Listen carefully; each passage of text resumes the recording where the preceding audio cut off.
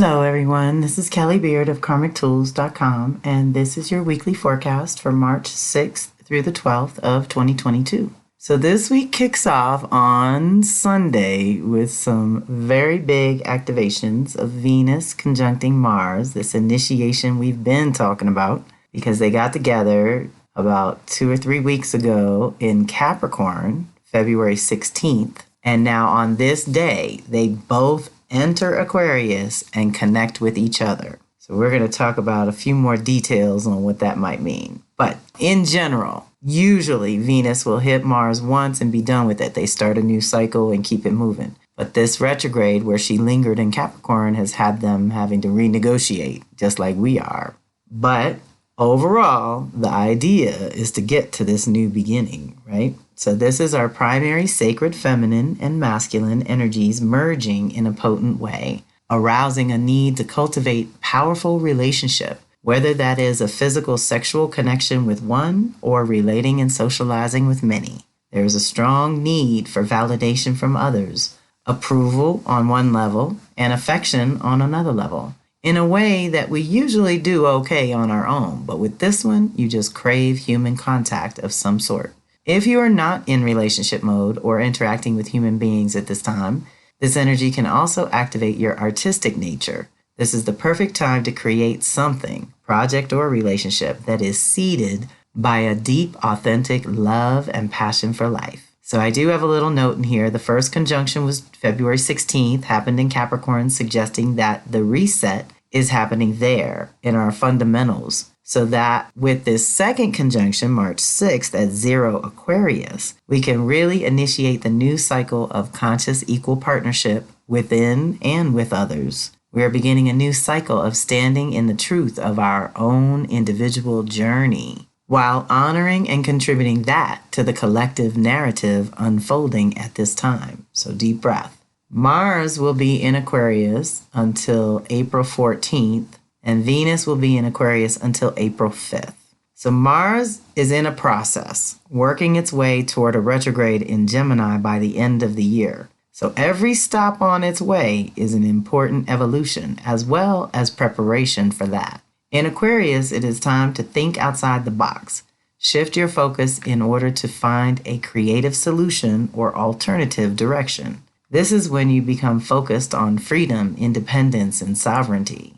If Mars in Capricorn desires structure and stability, then Mars in Aquarius wants it to be a flexible structure and fluid stability because it has to be free on the most fundamental level. This is a great time to play with radically different ideas, thoughts, and concepts, as you will overflow with new ideas. So be sure to take notes so that when time permits, you can actually do them. The passion behind your ideas will push things along, getting you closer to success, getting you fired up. But just keep in mind the natural flow and don't try to force things. You may even have an idea that inspires others.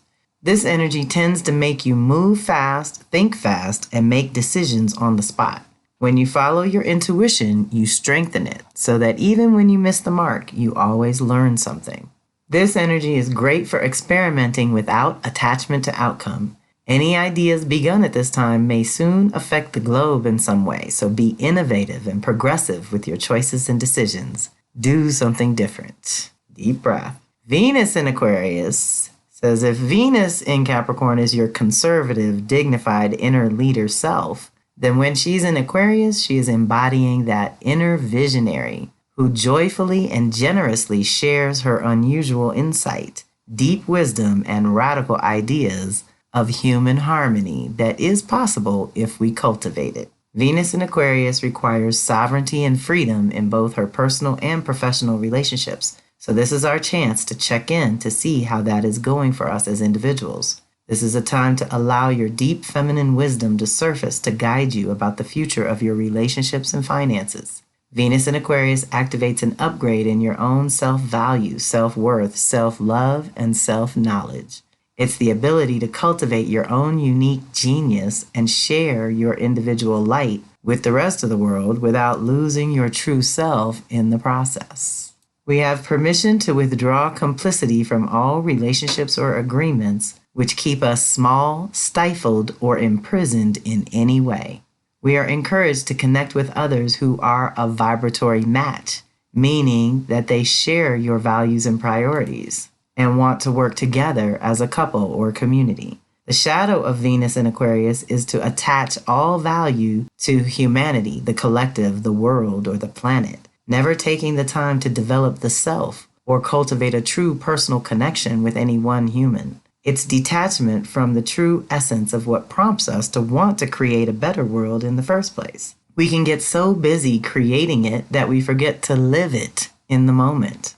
Activate your inner visionary and reorganize your values and priorities so that they reflect more authenticity, integrity, and the real you. Deep breath. That's March 6th. Then we jump to the 9th, which is Wednesday, when Mercury will enter Pisces until March 27th. Mercury in Pisces activates our imaginations for better or worse. Remember that using your imagination to imagine the worst-case scenarios is a poor use of this powerful gift. The imagination is another way that your soul talks to you. And when anything is moving through Pisces, especially the messenger who moves freely between realms, we have access to some potent creativity and new visions for the future. Take advantage of this energy to clarify what new vision you want to step into as we move into the spring of 2022. If you imagine doom and gloom, it is more likely to manifest. If you imagine breakthroughs with relationships and resources, then you will create more of that. This time in Pisces is going to have its own additional caveats. Your intuition and imagination will be involved, like I said, for better or worse. So try to connect fluid language with vivid imagery, the Pisces way. Keep in mind, nothing is linear or logical about Mercury and Pisces. This is all spirit or otherworldly. So any spiritual healing work is tremendously supported by this energy. Check in with your own beliefs, dreams, and fears, and make time to be in nature under the sky. That always gives the monkey mind a break. But especially during Pisces time each year, we are supposed to be dreaming up the action plan that we will execute throughout Aries-Taurus time. And don't forget, the best thing about this energy is that it is totally easier to commune with your angels, ancestors, and animal spirit guides when the planet of communication is in the sign of other realms, dreams, and mysticism. It's the best time for divinations and consulting with your personal counsel to find out what will be supported throughout the rest of this year. And of course, if you need any help with that, reach out. Last on our list is the 10th, which is Thursday. Vesta is going to enter Aquarius and Pisces and won't enter Aries until February 7th of 2023. Okay? It's going to retrograde and linger going back and forth between Aquarius and Pisces. So I have to say both, because Vesta is going to retrograde, lingering in this area all year. So see exact dates below. But suffice it to say that 3 out of the 8+ months she will be in Pisces, and the other 5 months is reviewing the Aquarius zone. So let's look at them individually and see what it might mean when they do this dance. In Aquarius, Vesta is super focused on freedom, independence, and sovereignty, almost at the expense of deeper connections with others. In this place, she is the ultimate humanitarian, and she can also be a true free spirit who can be intimate without the chains of commitment, demands, or expectations. Vesta in Pisces is more of a dreamer, the artist who can convey the deepest meaning through any medium of expression. In Pisces, it is easier to get carried away with your visions and dreams, and there is a tendency to need better boundaries and good systems in place so that you can determine the necessary steps for manifesting those dreams. These dynamics are very different from each other, so we will experience this back and forth between feeling free and sovereign, but also of being one with all life. Ultimately, I think it will be a good review that helps us all recalibrate those very dynamics. How much freedom and how much unity do you need as an individual? There's something to contemplate and meditate on. So Vesta enters Aquarius March 10th, enters Pisces May 24th, retrogrades in Pisces July 7th. It's still retrograde as it re-enters Aquarius August 21st, goes direct at 22 Aquarius October 5th, direct it re-enters Pisces November 20th, and doesn't enter Aries until February 7th of 2023. So from March 10th all the way to to February 7th, which is 11 months. That's almost a whole year. It's spending all this time back and forth between Aquarius and Pisces. So if you have a zone activated in there, like many of us do, then this is where the focus will be when Vesta's there and lingering there, rewiring things so that you can get basically reconnected within, because Vesta is what's sacred to you, the individual. So this is a real private reset that we can use in our Aquarius Pisces departments. It's deep. So looking at those houses of where those signs fall for you, and then asking yourself what is sacred about those areas of life, and then asking yourself what kind of upgrade is necessary to those areas of life so that you could continue on a sacred path in that way.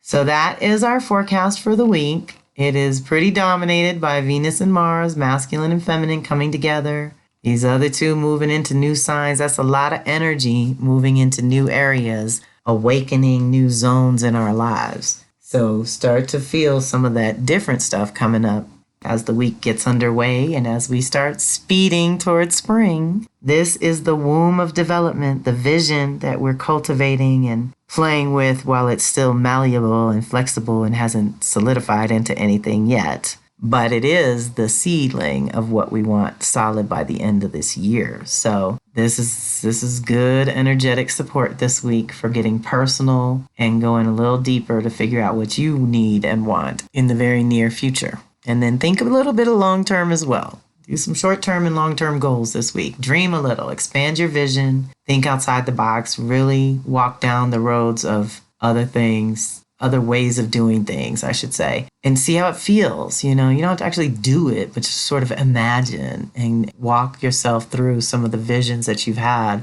Because I'll tell you, I do that all the time. And a lot of times when I walk through a whole vision the whole way, you find the little bumps in the road that you're like, wait a minute, this might not be the way I want to go. So when we don't do that and we just make those snap decisions and we're thinking too fast, processing too fast and jumping on things for whatever reason, if we're afraid we're going to miss out on something else or this is the last opportunity we're going to have, that's not true. Spirit is infinite. And all you have to do is open up for other ways to be open to you. So trust, and get out in nature if you can, because that's the other thing. This energy will be really helpful if you can have a clear head as you do these visions, or maybe check in with your guides and do some divinations, or reach out if you want some help about where you're at in your cycles. Of course, I'm happy to help with that too. And I've got several other kinds of readings. There's goddess readings and there's seasonal readings, and then I've got bunch of different tarot decks and things like that. So feel free to reach out if you need to. And I hope you have a fantastic week. This is Kelly Beard of Karmic Tools signing off.